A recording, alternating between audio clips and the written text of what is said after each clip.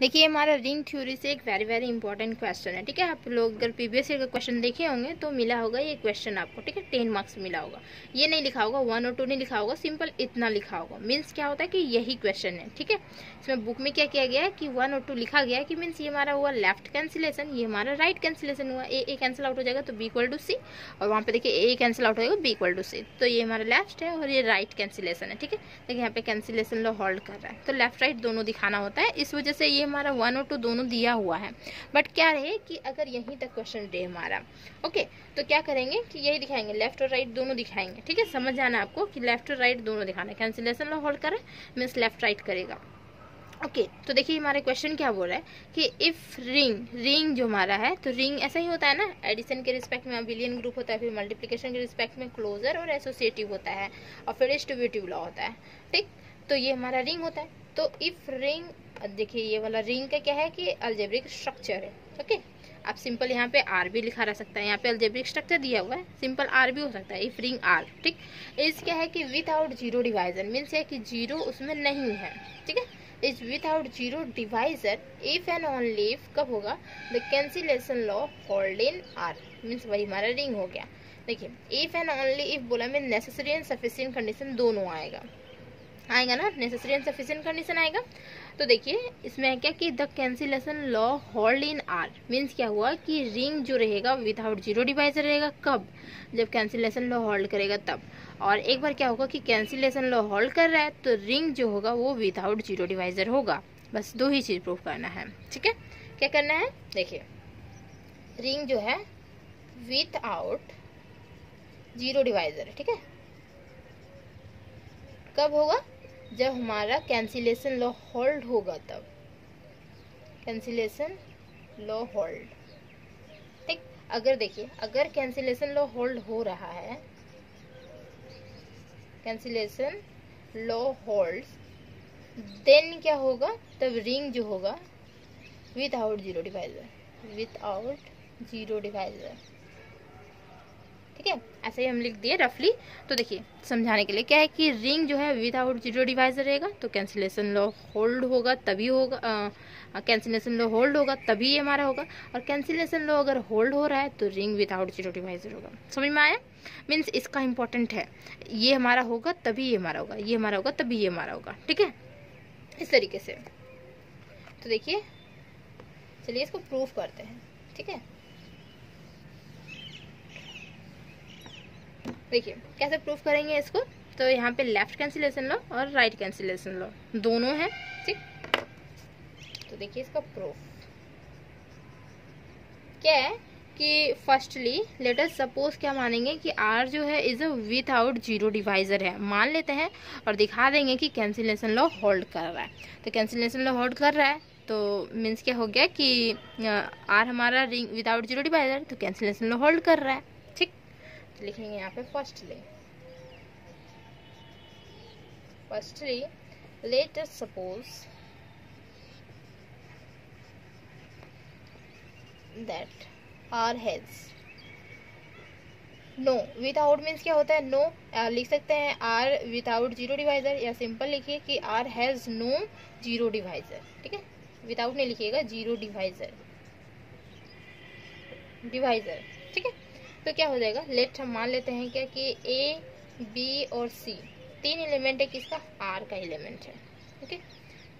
तीन एलिमेंट है आर का, क्योंकि ए बी सी का हमें जरूरत पड़ेगा तीनों का। देखिए वहाँ लिखा हुआ है for A B C belongs to R, ठीक है। और यहाँ पे क्या कि A does not equal to zero, ये भी गिवन दिया हुआ रहेगा कि A does not equal to zero रहेगा, ठीक। देन लिखेंगे such that A does not equal to zero, ठीक, एंड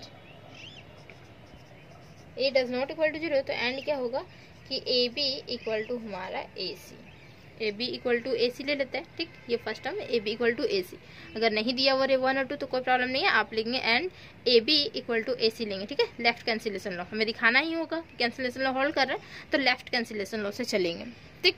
तो लेफ्ट कैंसिलेशन लॉ कैसे होगा, तो A B equal to A C. Then उसके बाद क्या करेंगे, वी हैव देखिए A B equal to A C है, तो हम सिंपल नहीं कर सकते हैं कि इसको कट कर देंगे तो हमारा left B equal to C हो जाएगा। बी इक्वल टू सी दिखाना रहता है तो बी इक्वल टू सी हो जाएगा। ऐसा नहीं कर सकते, क्यों? क्योंकि हमें दिखाना ही है कि लेफ्ट कैंसिलेशन लॉ होल्ड कर रहा है। तो लेफ्ट कैंसिलेशन लॉ से बाई लेफ्ट कैंसिलेशन लॉ से कैसे कर सकते हैं? इसको नहीं कर सकते हैं, तो दिखाना ही रहता है। तो दिखाएंगे कैसे? इसको देखिए कि ये हमारा हो गया, ठीक है। देन तो ये इम्प्लाइज क्या करेगा कि ये जो है लेफ्ट साइड, इसे भी जो राइट साइड में उसे हम लेफ्ट साइड ले आते हैं। This is equal to 0। अब ये यहाँ से कॉमन आउट कर सकते हैं ना कॉमन आउट।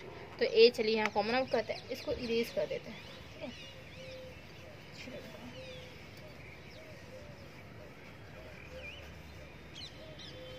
देखिए ए यहाँ से कॉमन आउट करते हैं। ए कॉमन आउट जैसे किए तो b minus C this is equal to 0। अब हमारा यहाँ पे है कि a does not equal to 0, तो a हमारा 0 नहीं हो सकता। तो क्या 0 होगा? जो मल्टीप्लाई करने के बाद ये हमारा 0 आ जाएगा। तो यही टर्म हमारा 0 रहेगा, जिस वजह से हमारा रिजल्ट जो है वो 0 आ रहा है। क्योंकि कोई भी चीज़ को अगर मल्टीप्लाई करेंगे 0 के साथ तो हमारा 0 ही देता है, मल्टीप्लिकेशन में देता है ना 0। तो a हमारा 0 है नहीं, ए 0 है नहीं, तो 0 तो हमारा यही बचा, यही टर्म हमारा 0 होगा। तो ये इम्प्लाइज करेगा देखिए कि b minus C this is equal to 0। अब देखिए क्या होगा कि ये जो हमारा है term b this is equal to C हो जाएगा। हमें प्रूफ यही करना रहता है लेफ्ट कैंसिलेशन में। तो देखिए यहाँ लेफ्ट कैंसिलेशन लॉ होता है प्रूफ कैसे? क्योंकि हमारा ए बी इक्वल टू हमारा ए सी था ना, तो ये कैंसिलेशन से b इक्वल टू सी करना था, ठीक है। तो कैंसिलेशन लॉ होल्ड करना है, सो हमें दिखाना है, ना कि होल्ड कर रहा है। होल्ड कर रहा है तो डायरेक्ट हम कैंसिल कर सकते थे, ठीक। लेकिन दिखाना है तो b इक्वल टू से हमें रिजल्ट ही आन लाना है।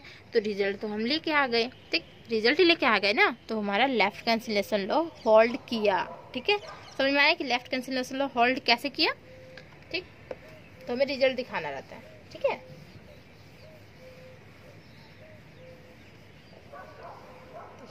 तो हम यहाँ पे लिखेंगे क्या? thus the left cancellation law holds कर गया, ठीक है। लेफ्ट कैंसिलेशन लॉ होल्ड किया। सिमिलरली लिखिए, सिमिलरली क्या करेंगे? सिमिलरली देखिए अब ए बी इक्वल टू ऐसे लिए थे ना। अब क्या करेंगे कि जो सेकेंड वाला टर्म था ना बी ए, ठीक है, ए इधर आ जाएगा, इक्वल टू हम ले लेते हैं सी ए, ठीक। बी इक्वल टू सी ए ले लेते हैं। देन तो ये हमारा क्या इम्प्लाइज करेगा, ठीक, ये हम लेके आ देंगे इधर, तो क्या हो जाएगा? ये हमारा लेफ्ट में आ जाएगा ना, ये हमारे लेफ्ट में आएगा, ठीक है। तो यहाँ पे देखिए ये इम्प्लाइज करेगा B A minus C A this is equal to 0, ठीक। यहाँ से कॉमन आउट करते हैं तो b माइनस सी और ये कॉमन आउट हो गया a, ठीक। देन a बोला है कि यहाँ पे हमारा 0 नहीं हो सकता, तो 0 हमारा यही होगा। सिमिलरली दिखाना है, ये हमारा क्या होगा कि 0 होगा, ठीक है। Terms 0 this is equal to b minus C this is equal to हमारा 0 होगा। तो ये इम्प्लाइज करेगा b इक्वल टू सी। हमें यही दिखाना था, b इक्वल टू सी। तो यहाँ पे राइट कैंसिलेशन लॉ होल्ड होता है। राइट में हमारा आया था तो ये हमारा राइट कैंसिलेशन लॉ होल्ड हुआ। दिस इज इक्वल टू हमें यही ना दिखाना था, b इक्वल टू सी दिखाना था, तो b इक्वल टू सी ही हम दिखाते, रिजल्ट लेके आ गए, ठीक है। यहाँ पे कैंसिलेशन लॉ होल्ड हो गया, ओके। देन तो यहाँ पे लिखिए, देखिए दस राइट कैंसिलेशन लॉ, ये हमारा लेफ्ट हो चुका था। अब देखिए यहाँ पे 10 क्या हो जाएगा? Right cancellation law hold.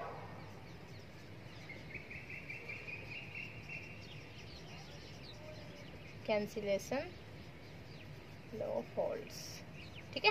समझ में आया लेफ्ट कैंसिलेशन लॉ और राइट कैंसिलेशन लॉ होल्ड कैसे हुआ, ठीक। अगर गिवन रहता है तो डायरेक्ट कट कर देते हैं, नहीं है हमें दिखाना ही है तो फिर हम ऐसे करके रिजल्ट दिखाएंगे, ठीक। समझ में आ गया। देन अब देखिए इसके बाद क्या करना है कि हम दिखाएंगे क्या सेकेंड पार्ट में कि कैंसिलेशन लॉ होल्ड हो रहा है, ठीक है। अब दिखाना है कि आर जो है विदाउट 0 डिवाइजर है। कैंसिलेशन वाला तो दिखा दिए, अब दिखाना है, देखिए क्या लिखेंगे? कन्वर्सली मीन्स 2 पार्ट था, इफ एंड ओनली इफ था तो 2 पार्ट हमें दिखाना था। तो कन्वर्सली मान लेते हैं क्या? लेट अस सपोज करते हैं that the cancellation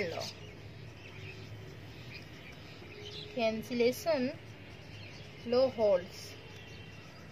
cancellation law holds कर रहा है इन केस में रिंग में, ठीक है। Now we have to prove that R has क्या होगा, विदाउट जीरो डिवाइजर। चले सकते हैं नाउ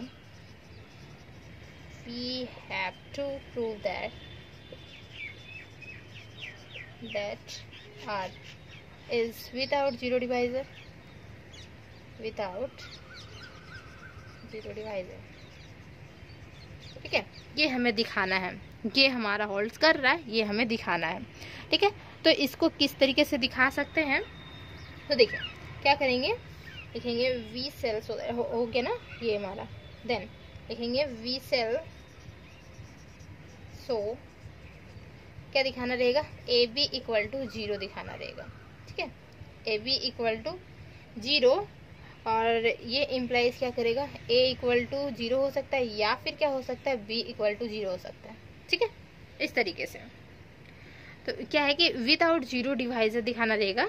ठीक, तो हमें दिखाना होगा क्या कि A B equal to zero, ये इम्प्लाइज क्या करेगा कि ए जीरो हो सकता है या फिर बी जीरो हो सकता है। ठीक, देन तो देखिए इसको कहते हैं इफ पॉसिबल क्या करेंगे, लेट ए बी जो है वो इक्वल टू जीरो है, विथ किसके साथ, देखिए ए इक्वल टू जीरो या बी इक्वल टू जीरो दिखाना है, तो A B equal to zero है, तो मीन्स क्या होगा कि A does not equal to zero हम मान लेते हैं, और B does not equal to zero मान लेते हैं। ठीक, A does not equal to zero, B does not equal to zero मान लेते हैं, दिखाना एक्चुअली में हमें ये है। ओके, तो क्या करेंगे कि हम मान लेते हैं कि ये हमारा जीरो नहीं है, ये भी इक्वल टू जीरो नहीं है। ठीक, दोनों मान लेते हैं, देन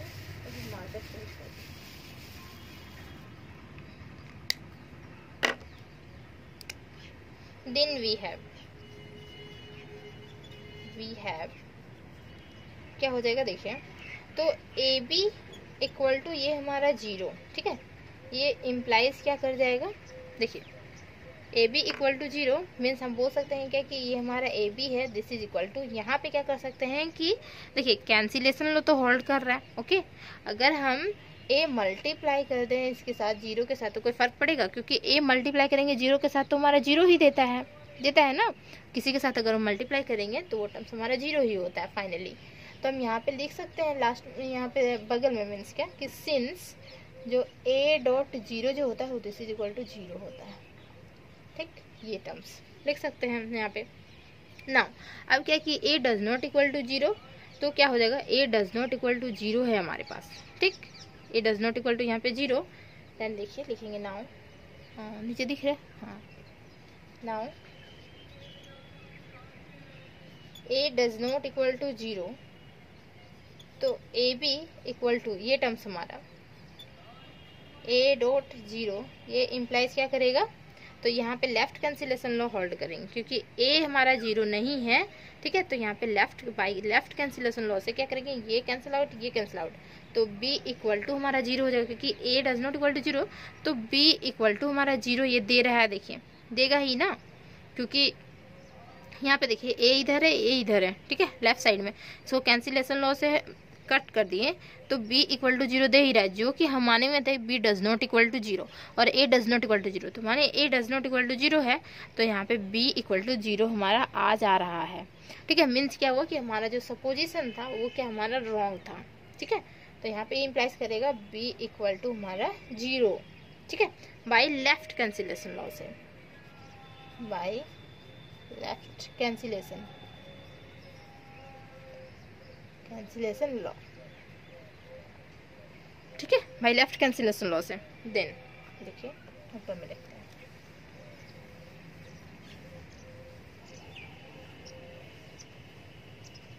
इसमें जो दिखाना रहता है वो हमें पता होना चाहिए। दिखाना हमें क्या है कि A B equal to zero, क्या दिखाना, ए इम्प्लाइज करेगा ए इक्वल टू जीरो या फिर B equal to zero, means दोनों तो करेगा ना, क्योंकि A B equal to zero है तो दोनों में से कोई तो जीरो होगा, तभी तो हमारा क्या है कि दोनों को मल्टीप्लाई कर रहे हैं तब हमारा जीरो हो रहा है। किसी के साथ भी मल्टीप्लाई करेंगे तो हमारा जीरो एलिमेंट रहेगा, तभी तो हमारा रिजल्ट जीरो देगा। ठीक, देन देखिए तो मान लेते कि जीरो नहीं है, उसके बाद देखिए ये हमारा b इक्वल टू जीरो हमारा आ जा रहा है। ठीक है, तो लिखेंगे thus we get a contradiction। Contradiction हो गया, हेंस हम बोल सकते हैं क्या, r is without zero divisor. और हमारा जो हो गया विदाउट जीरो डिवाइजर हो गया। ठीक है, तो ये हमारा थ्योरम होता है प्रूफ। ठीक है, अब हम नेक्स्ट वीडियो मिलेंगे, तब तक के लिए टाटा बाय बाय। अगर समझ में आया तो प्लीज़ इसको लाइक करें, कमेंट करें एंड चैनल को सब्सक्राइब कर लें, ताकि देखिए सेमेस्टर 4 तो आप पढ़ ही रहे हैं, सेमेस्टर 5 भी पढ़ेंगे, सेमेस्टर 6 भी पढ़ेंगे। मैं दोनों सेमेस्टर को और पढ़ाऊँगी। ठीक है, और उधर नीचे भी पढ़ा रही हूँ, तो आप लोग को क्या है, आप लोग तो सेमेस्टर 4 में है, फिर 5 में जाएंगे, फिर 6 में जाएंगे। ठीक है, तो वो सभी मैं सारा कंप्लीट करवाऊँगी। ठीक है, बाय बाय।